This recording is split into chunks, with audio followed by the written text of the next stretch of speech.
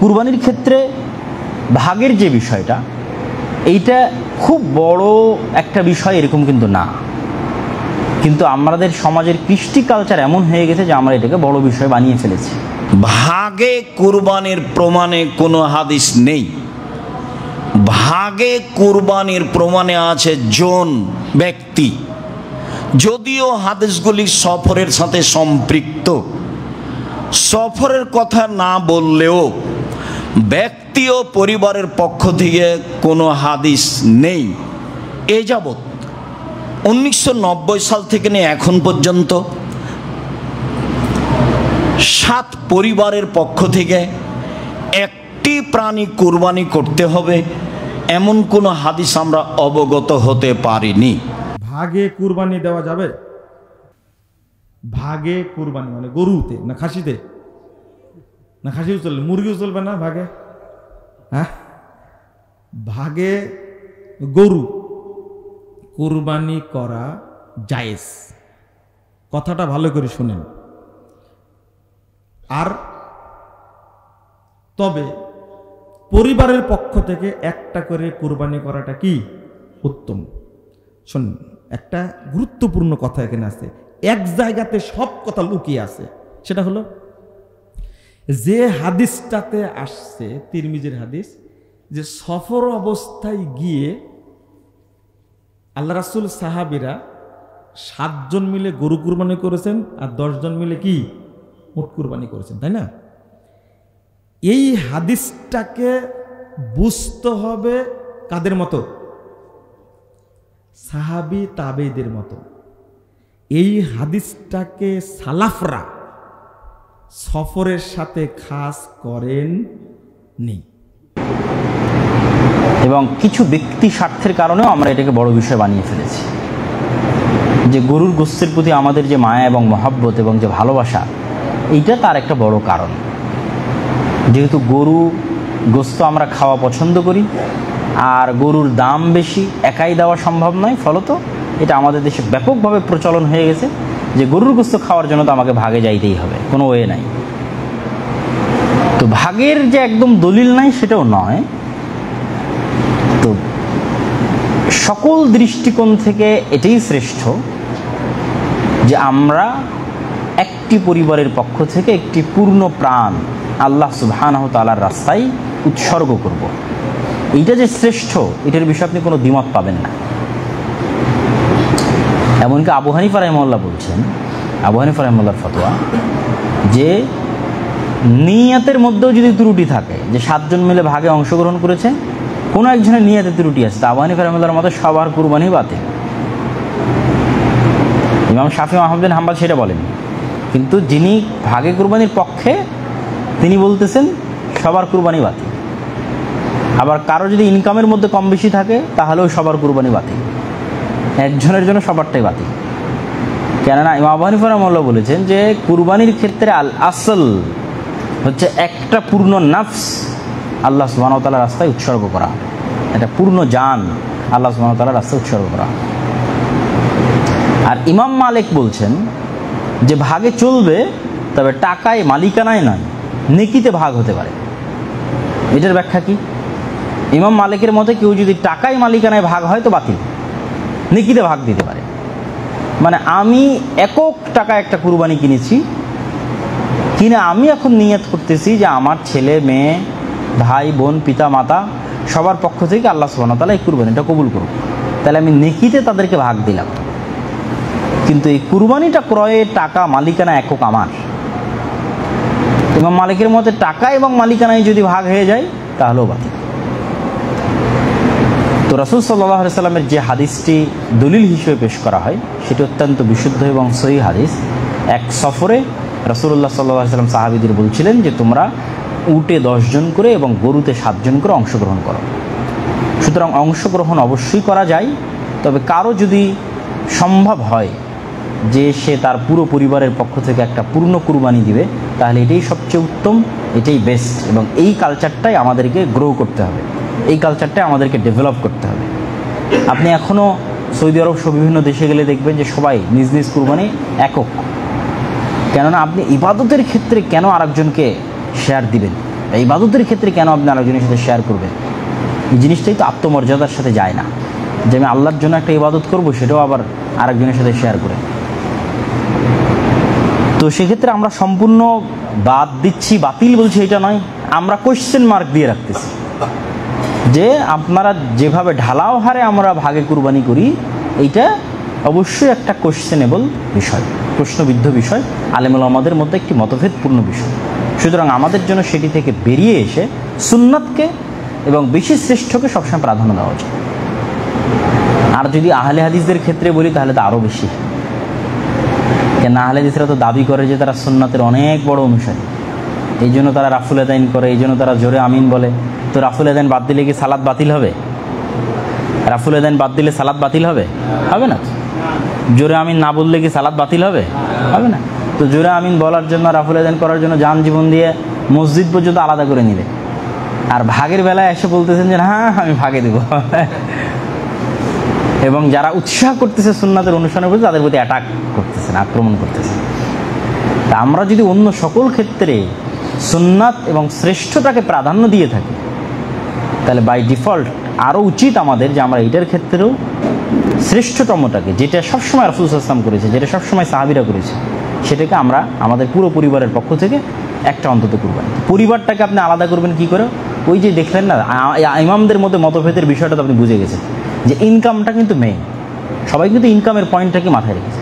তাহলে যতক্ষণ আপনাদের ইনকাম এক জায়গায়, আপনাদের হাড়ি পাতিল এক জায়গায়, ততক্ষণ পরিবার এক জায়গায়, পরিবারও তখন এক। বাপ ছেলে সবাই বিয়ে করেছে, কিন্তু সবার ইনকামও একত্রিত হয় এবং সবার হাড়ি পাতিল একসাথে আছে, রান্নাবাড়িও একসাথে হয়, তাহলে এটা আলাদা পরিবার এখন হয়নি। আর যখনই ইনকাম আলাদা, হাড়ি পাতিল আলাদা, রান্নাবাড়ি আলাদা, তখন আলাদা পরিবার হয়ে গেছে। তখন আপনাকে কুরবানিও আলাদা করতে হবে। কুরবানির গোশতের বন্টন, কুরবানির গোশতের বন্টনের ক্ষেত্রে আল্লাহ সুবহানাহু ওয়া তাআলা এবং রাসূলুল্লাহ সাল্লাল্লাহু আলাইহি ওয়াসাল্লামের যে আদেশ, সেই আদেশের সারমর্মটা হচ্ছে মানুষ নিজেও খাবে, মানুষকেও দিবে। এরকম নির্ধারিত করে বলা নাই যে আমাকে এত ভাগই করতে হবে এবং এত ভাগই বন্টন করতে হবে, এমনকি জমাও রাখতে পারবে। তোমরা কুরবানির গোশত খাও, মানুষকে খাওয়াও এবং জমা রাখো।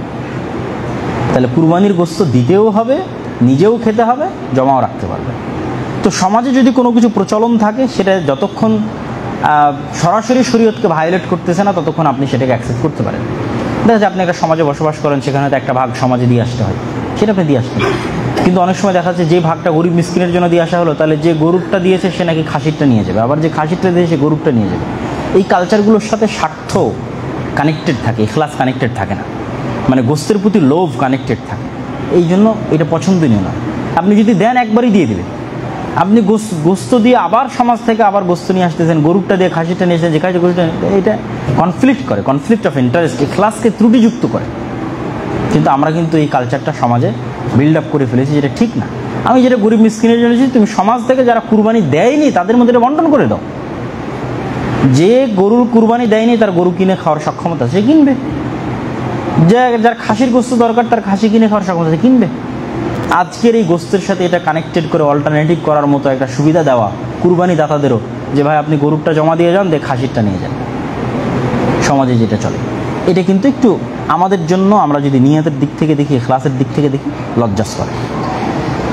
সর্বশেষে আমরা যারা কুরবানি দিব তাদের ক্ষেত্রে যে বিষয়গুলো স্মরণ রাখা উচিত, একটা তো আপনাদের অবশ্যই স্মরণে থাকার কথা, যেটা সময় পার হয়ে গেছে, যেটা রাসূল সাল্লাল্লাহু আলাইহি ওয়াসাল্লাম বলেছেন যে ইযা রাআইতুম হিলালা যিল হিজ্জাহ, তোমরা যদি দেখো যে জিলহজ মাসের চাঁদ উঠে গেছে আর তোমাদের মধ্যে কেউ কুরবানি করতে চায়, তাহলে সে যেন তার নখ চুল এই 10 দিনের জন্য কর্তন করা বন্ধ করে দেয়, সে যেন না কাটে। তো এটা একটা অনেক বড় সুন্নাহ। এখানে একটা প্রশ্ন অনেকেই করে যে ভাই শুধু কি যিনি কুরবানি দেবে তিনি না, তার পরিবারের সবাই? যেহেতু কুরবানিটা আমরা পুরো পরিবারের পক্ষ থেকেই দিচ্ছি, শুধু তো একজন ব্যক্তি দিচ্ছে না, মানে যদি সুন্নাত পদ্ধতি অনুযায়ী যারা কুরবানি দিচ্ছে তারা তো পুরো পরিবারের পক্ষ থেকেই দিচ্ছে, তাহলে তো আসলে কুরবানিটা পুরো পরিবারই দিচ্ছে, মানে পরিবারের একটা ছোট বাচ্চা থেকে শুরু করে বড় ছোট সবাই দিচ্ছে। সুতরাং এই সুন্নাতটার ফলো আমরা সবাই করার চেষ্টা করব। আল্লাহ সুবহানাহু ওয়া তাআলা আমাদের তৌফিক দান করুক, আল্লাহুম্মা আমিন।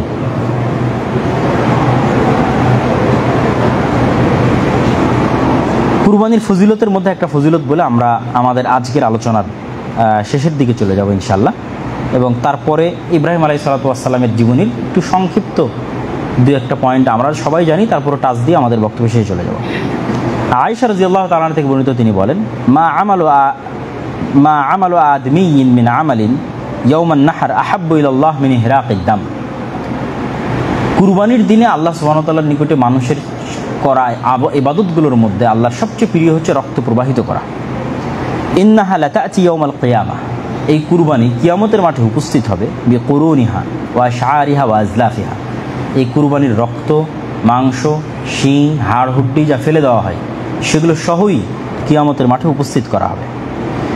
তো এটা আমাদের ইবাদতের শ্রেষ্ঠত্বের প্রমাণ বহন করে। এগুলো সরাসরি এখান থেকে আল্লাহ সুবহানাহু ওয়া তাআলার কাছে যায় এরকম কোনো বিষয় নয়। এই রক্ত, এই খুন, এগুলো সরাসরি আলোচনা করে না, এটা কিয়ামতের মাঠে উপস্থিত হবে সম্মানের খাতিরে, ইবাদতের প্রমাণের খাতিরে, শ্রেষ্ঠত্বের খাতিরে। যেমন যারা জিহাদ করে তারা কিয়ামতের মাঠে কিন্তু যে অবস্থায় মারা গেছে ওই পোশাকে ওই আহত, ওই রক্তাক্ত অবস্থাতেই উঠবে, এবং তাদের আহত অবস্থায় যদি কোনো অঙ্গ থেকে রক্ত প্রবাহিত হতে থাকে তাহলে রক্ত প্রবাহিত অবস্থাতেই তারা কিয়ামতের মাঠে উত্থিত হবে। কিন্তু সেই দিন তাদের ওই রক্তের গন্ধ হবে মিসকে আম্বার তথা হরিণের নাভির যে সুগন্ধি, সেই সুগন্ধির চাইতে শ্রেষ্ঠতম সুগন্ধি তাদের রক্ত থেকে প্রবাহিত হবে। তো এটা তাদের শ্রেষ্ঠত্ব বোঝানোর জন্য কিয়ামতের মাঠে। ঠিক তেমনি যারা হাজি, তারা যদি এহরাম অবস্থায় মারা যায় তাহলে সেই এহরামের কাপড় পরিহিত অবস্থায় কিয়ামতের মাঠে উত্থিত হবে এবং সে তালবিয়া পাঠ করতে থাকবে যখন সে উত্থিত হবে। তাহলে এটা তার শ্রেষ্ঠত্ব প্রমাণ করার জন্য।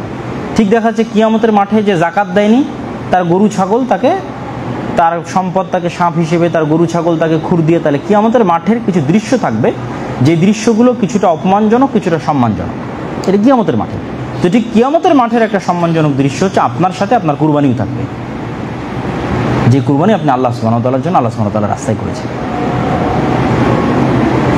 তো এই কুরবানির একদম সারমর্ম বিষয়ে যদি আমরা চলে আসি তাহলে সেটা হচ্ছে ইব্রাহিম আলাইহিস সালাম। আমরা বক্তব্য শুরু করেছিলাম এবং বক্তব্য শেষও করছি যে কুরবানির সুন্নাত ইব্রাহিম আলাইহিস সালামের সুন্নাত, মুসলমানের সুন্নাত ইব্রাহিম আলাইহিস সালামের সুন্নাত, হজের সুন্নাত ইব্রাহিম আলাইহিস সালামের সুন্নাত, কাবা ঘরের সুন্নাত, সাফা মারওয়ার সুন্নাত, মিনার সুন্নাত, এগুলো প্রত্যেকটার সাথে ইব্রাহিম আলাইহিস সালাম কানেক্টেড। এই জন্য মুহাম্মদ সাল্লাল্লাহু আলাইহি ওয়াসাল্লাম বারবার বলতেন যে আমি মিল্লাতে ইব্রাহিমের দাবিদার। এবং ইব্রাহিম আলাইহিস সালামকে গ্লোরিফিকেশন করার মধ্যে সবচেয়ে বড় যে পাওয়ারটা আছে, সে পাওয়ারটা হচ্ছে পৃথিবীর আর দুইটা বড় রিলিজিয়ান, ইহুদি এবং খ্রিস্টান, তাদের কাছে ইব্রাহিম আলাইহিস সালাম অনেক সম্মানিত এবং অনেক মহৎ। এবং তাদের ধর্মগ্রন্থ এবং আমাদের ধর্মগ্রন্থের মধ্যে অনেক বিষয় কমন আছে। যেমন মানুষ যে আদম আলাইহিস সালাম থেকে সৃষ্টি হয়েছে, এটা কমন। তাদের ধর্মগ্রন্থ আমাদের ধর্মগ্রন্থ আছে, এখনও আছে এত বিকৃতির পর। নূহ আলাইহিস সালামের বন্যা হয়েছিল, এটা কমন। অসংখ্য নবীর নাম কমন।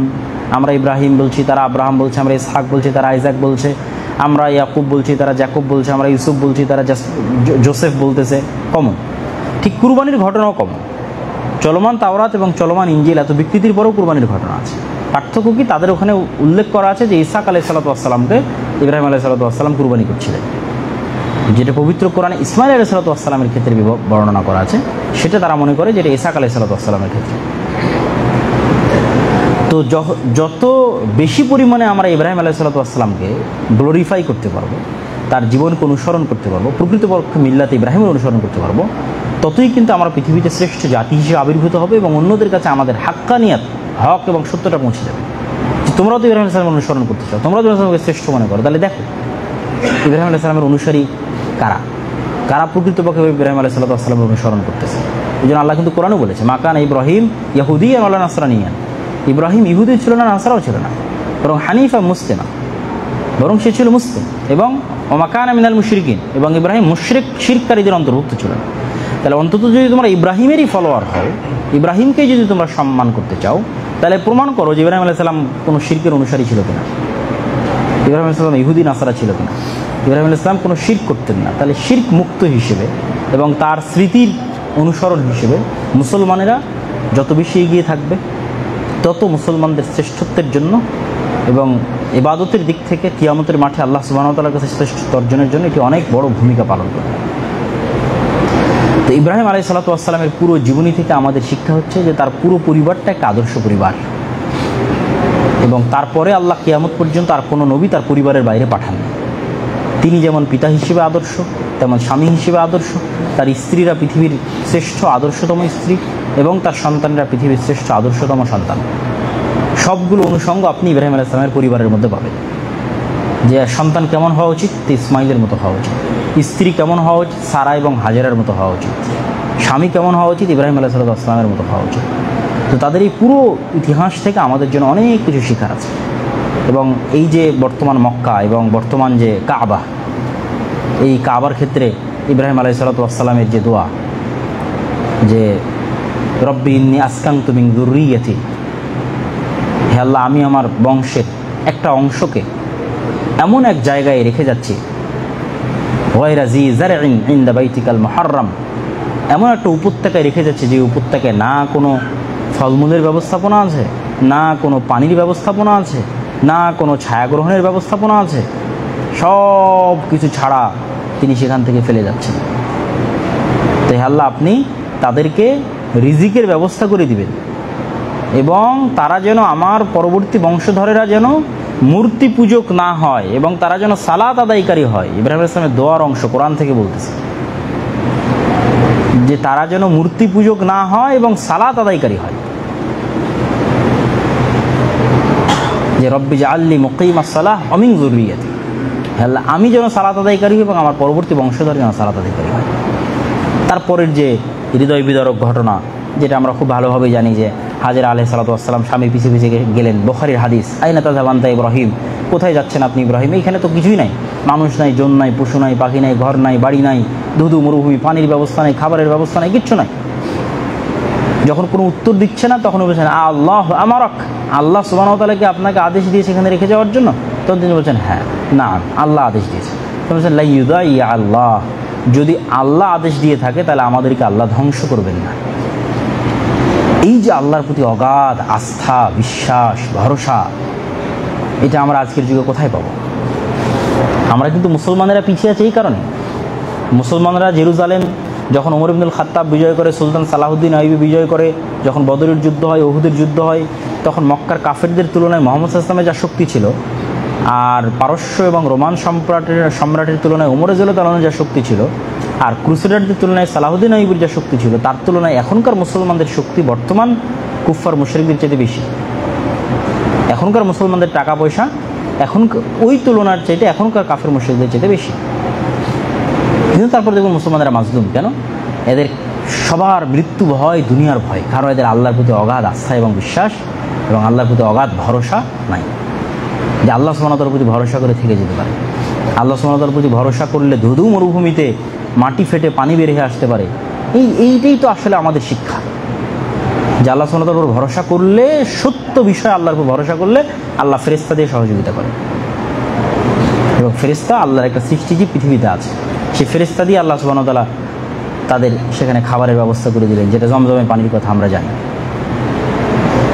তো পুরো ইব্রাহিম আলাইহিস সালাতু ওয়াস সালামের পুরো জীবনী থেকে আমাদের জন্য অনেক কিছু শেখার আছে, এটা নিয়ে স্টাডি করার আছে, পড়ার আছে, আমাদের লাইফের বিভিন্ন অ্যাঙ্গেলের সাথে মিলানোর আছে। আমরা কিভাবে দুনিয়াকে দেখছি, তারা কিভাবে দেখতেন, আমরা কিভাবে আমাদের জীবনকে দেখছি, ইব্রাহিম আলাইহিস সালাম এবং তার ফ্যামিলি কিভাবে দেখতেন, দৃষ্টিভঙ্গিটা কি, পয়েন্ট অফ ভিউ কি, অনেক কিছু মিলানোর আছে এবং অনেক কিছু আমাদের জন্য শেখার আছে।